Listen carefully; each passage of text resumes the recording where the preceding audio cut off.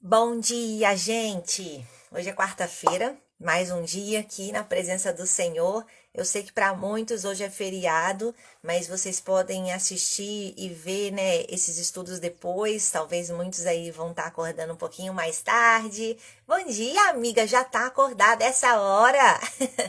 E convido vocês, se vocês perderam a live de ontem, vocês assistirem a live de ontem que foi com um PV. Se vocês quiserem que ele faça mais lives também, falem com ele, né? Mantenha ele motivado, porque ele pode abençoar muitas nossas vidas, né? Então, por favor, se comuniquem, falem o que vocês pensaram a respeito. É bom a gente saber, né? Ter esse feedback. Eu tenho certeza que vai ser bênção aí ele manter essa sequência, né?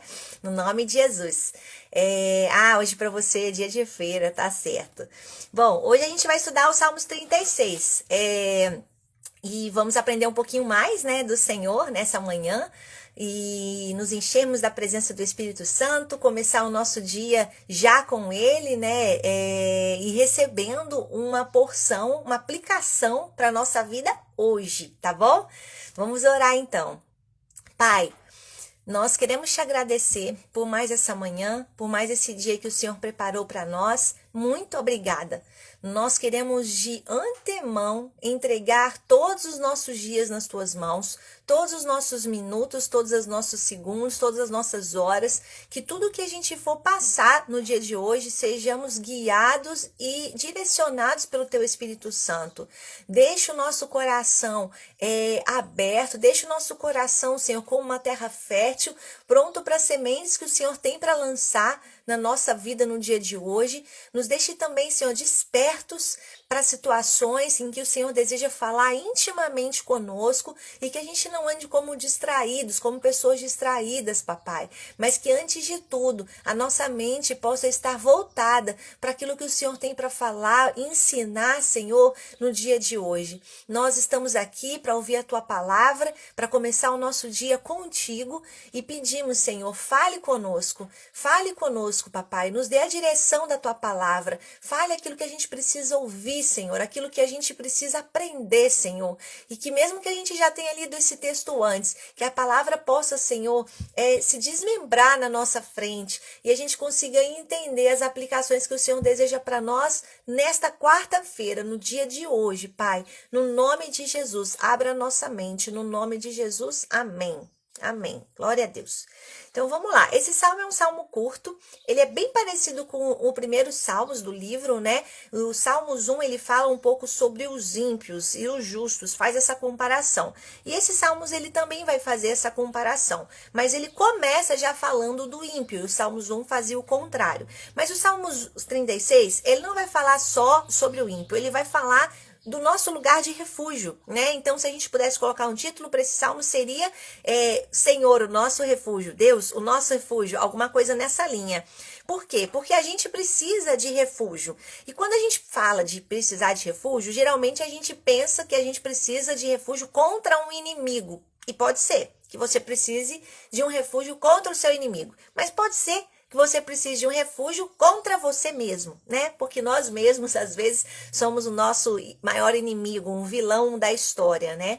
E se você for pensar aí na sua memória e for lembrar, quando você era criança, normalmente as crianças, elas tendem a brincar de pique-esconde, se esconder debaixo da cama, se esconder dentro do guarda-roupa. Existem alguns lugares que no lúdico da criança ela se sente completamente protegida, né? É como se fosse na nossa fantasia, a gente imagina que eu tô protegido. E a gente tem que ter na nossa mente que quando a gente está falando desse lugar de refúgio que é em Deus, certamente, é um lugar de refúgio onde a gente precisa de fato se sentir protegido dos males do mundo, dos males do nosso coração, dos males da nossa mente. E aí o primeiro versículo vai começar dizendo assim: a prevaricação do ímpio fala no íntimo do seu coração. Não há temor de Deus perante os seus olhos. Então, a prevaricação, ela pode dizer para muitos o pecado do ímpio, né? Então, o pecado do ímpio, ele sussurra ao coração. É como se existem diversas palavras na Bíblia que falam a respeito do quanto o coração ele é importante e do coração procedem fontes de vida e fontes de mal. Porque eu quero que a gente traga uma aplicação para a gente hoje, que não é só o ímpio que a gente vê como uma pessoa que não conhece ao Senhor, que se enquadra nessa palavra, que nós precisamos lutar o tempo inteiro contra esse pecado, nós precisamos lutar o tempo inteiro contra no nosso coração, porque o nosso coração é a fonte do pecado. Se a gente for ler lá em Marcos 17, eu vou abrir aqui para vocês, tá? E ler com vocês.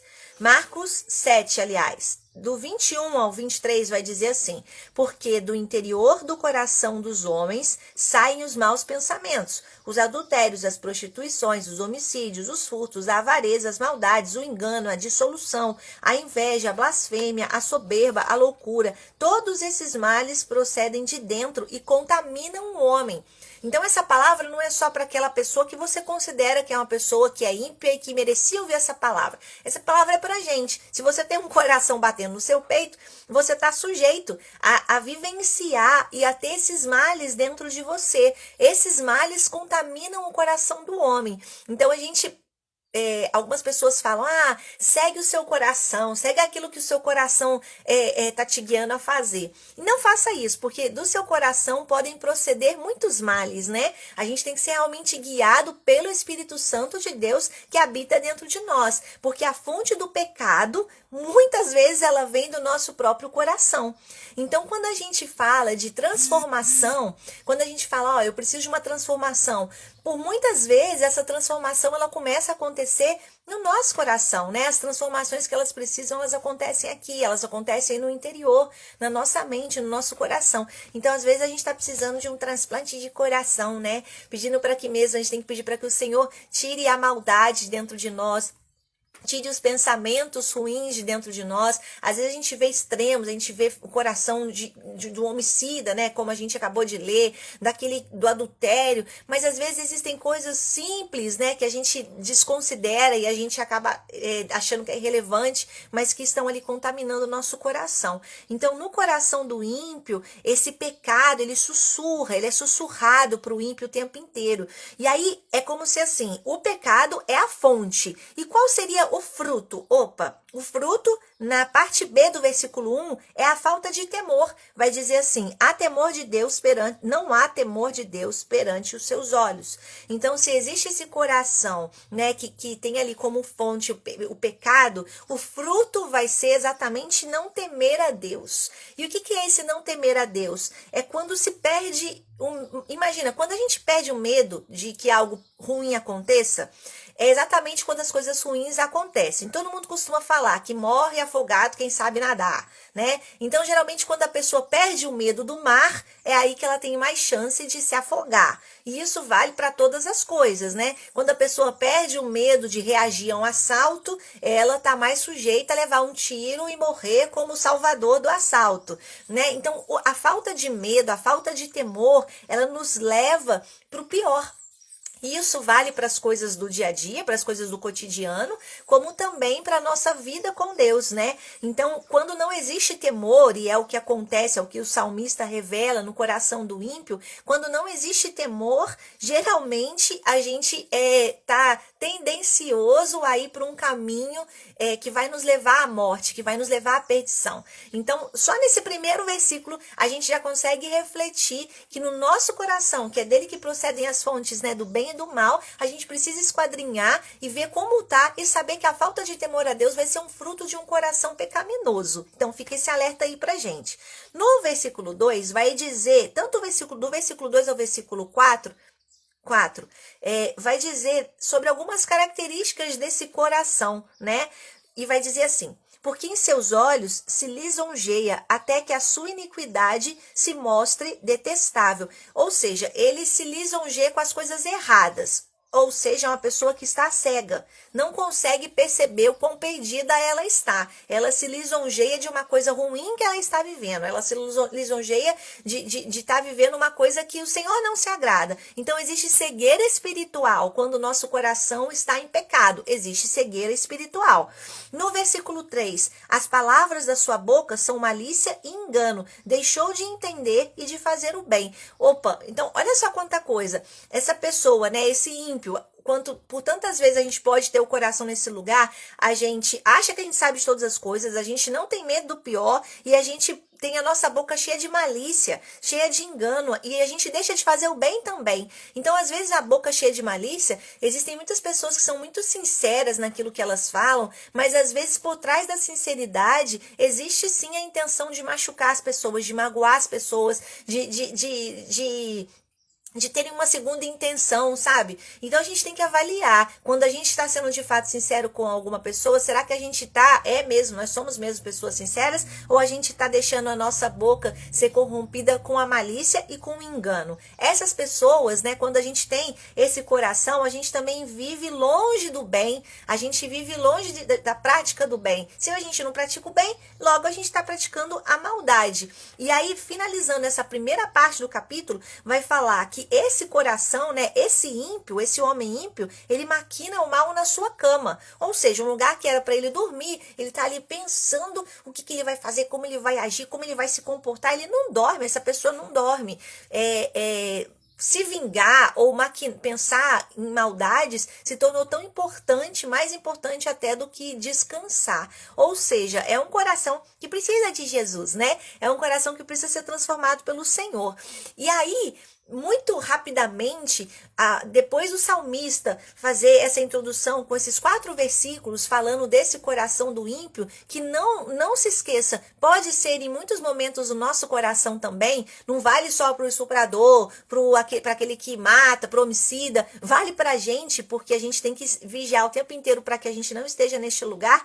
Muito rapidamente o salmista começa a falar das características desse Deus, que é o refúgio contra o ímpio, é o refúgio contra a gente mesmo, né? Contra o nosso próprio coração enganoso. E aí ele fala assim no versículo 5, a tua misericórdia, Senhor, está nos céus, e a tua fidelidade chega até as mais excelsas nuvens. Então ele vai começar a fazer comparações dessa grandeza e desse poderio de Deus com a natureza. Por quê? São coisas que a gente já conhece. Então fica fácil a gente comparar. Então quando ele fala da misericórdia está nos céus, a tua misericórdia, Senhor, está nos céus. Quando a gente olha para o céu, a gente não vê um céu com fim. A gente é tão grandioso, não tem fim. Então é como se assim, entenda que a misericórdia do Senhor não tem fim. Ai, Senhor, mas você tem que ter muita misericórdia mesmo, porque todos os dias eu acabo te entristecendo, eu acabo te decepcionando. Não tem problema, porque a misericórdia do Senhor é sem fim.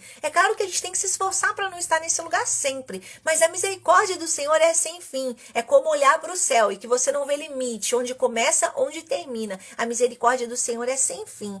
A fidelidade dele chega até as mais excelsas nuvens. Então, a gente tem um limite. Tem as nuvens, mas existem ali coisas que a gente não consegue enxergar, que estão além das nuvens. Ou seja, a fidelidade de Deus vai além do que eu consigo enxergar, vai além do que os seus olhos conseguem enxergar. Então você passa por uma situação, e aí você vê e fala, Senhor, eu tenho aqui algumas limitações, né? Eu não estou conseguindo ver como o Senhor vê. E não tem problema, porque a fidelidade do Senhor quando você começa a entender a fidelidade do Senhor, você começa a entender também que a ação dele sobre a sua vida vai além do limite onde os seus olhos enxergam.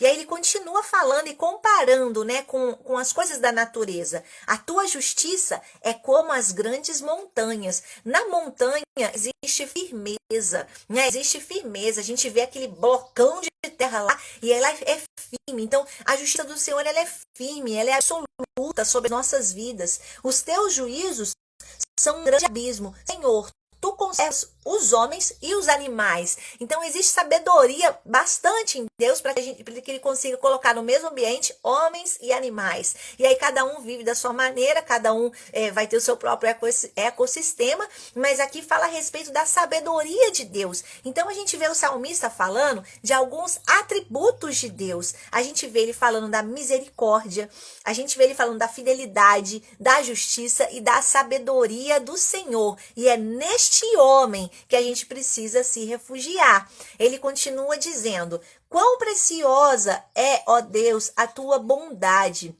É por isso os filhos dos homens se abrigam à sombra das suas asas.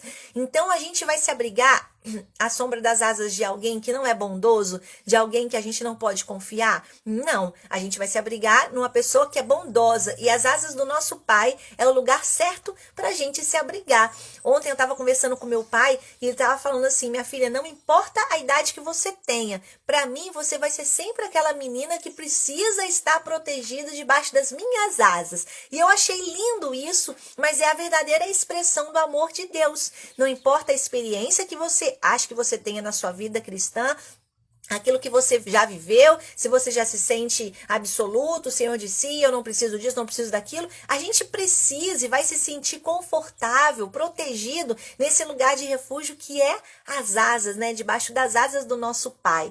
Eles se fartarão da gordura da tua casa. Então, à medida que eu me abrigo debaixo dessas asas do meu pai, eu vou me fartar da gordura da sua casa, eu vou me alimentar. E os farás beber da corrente das tuas delícias, porque em ti está o manancial da vida. Na tua luz veremos a luz.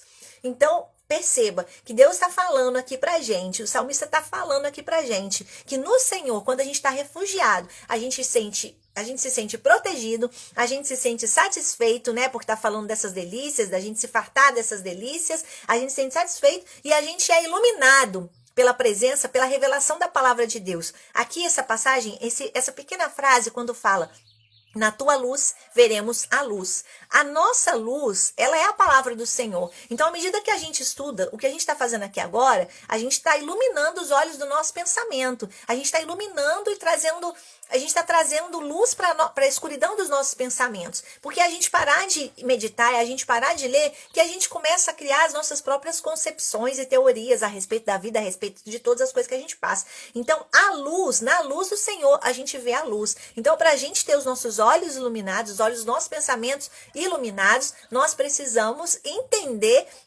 e caminhar nessa verdade, caminhar em relacionamento com Deus, caminhar em intimidade com Deus, porque à medida que eu leio, à medida que eu busco, à medida que eu procuro mais do Senhor, os meus olhos são iluminados. E aí a gente caminha para a parte final desse capítulo, que são mais 3 versículos, que na verdade é uma oração que nos mostra que é só pela fé que a gente vai conseguir se desvincular do coração do ímpio, se desvincular de nós mesmos. É só pela fé que a gente vai conseguir se refugiar no Senhor e entender todos os benefícios de se refugiar nele. Estende a tua bondade sobre nós, sobre aqueles que te conhecem, e a tua justiça sobre os retos de coração. Então, estende, Senhor, o teu amor sobre aqueles que confiam em ti. Estende, Senhor, o teu amor sobre aqueles que estão buscando saber mais do Senhor. Porque é desse amor que a gente precisa. É da conscientização desse amor que a gente precisa. A gente tem que ter certeza desse amor, porque às vezes a gente duvida do amor do Senhor, né? Então, é como se o salmista estivesse falando: estende sobre nós esse amor, para que a gente tenha convicção, para que a gente entenda. E às vezes a gente precisa clamar ao Senhor por isso. Porque por mais que a gente escute tantas histórias e saiba tantas coisas a respeito dos bons atributos de Deus, será que de fato a gente experimenta toda essa sua bondade, toda essa sua grandeza? E aí vai terminar falando assim: não venha sobre mim o pé dos soberbos, e não me mova a mão dos ímpios. Ali caem os obreiros da iniquidade, cairão e não se poderão levantar. E aí eu queria finalizar lendo com vocês uma parte de Mateus, tá? Mateus 23, 37 ao 39, que vai falar assim com a gente. Mateus 23, do 37 ao 39, vai dizer assim: Jerusalém, Jerusalém, que mata os profetas e apedrejas os que são enviados. Quantas vezes quis eu ajuntar os teus filhos, como a galinha ajunta os seus pintos debaixo das asas, e tu não quiseste. Eis que a vossa casa vos ficará deserta, porque eu vos digo que desde agora me não vereis mais, até que digais, bendito o que vem em nome do Senhor. Então Jesus, ele está falando aqui para Jerusalém, que foi a terra que não reconheceu o poderio e a grandeza dele, né? Ele veio para os seus e os seus o rejeitaram. Então ele está dizendo para Jerusalém, Jerusalém, quantas vezes eu quis ser o seu refúgio, quantas vezes eu quis proteger vocês, mas vocês não deixaram, o coração de vocês não permitiu, vocês fugiram da minha proteção. E aí ele fala que a casa desses que fugiram vai cair. E eles só voltarão a serem protegidos quando eles reconhecerem e dizerem, bendito o que vem em nome do Senhor.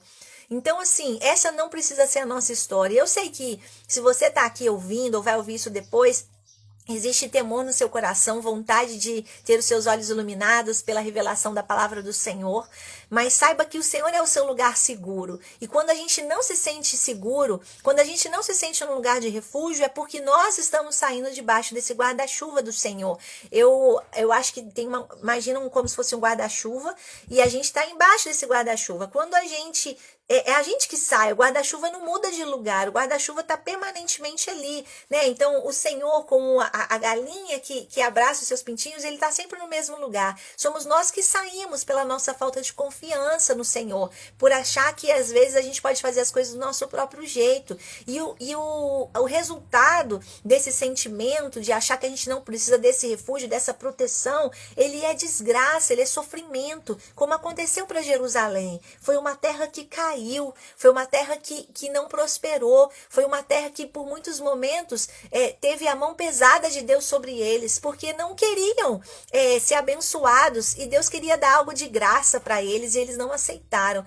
E eu clamo para que você aceite esse lugar de refúgio no Senhor.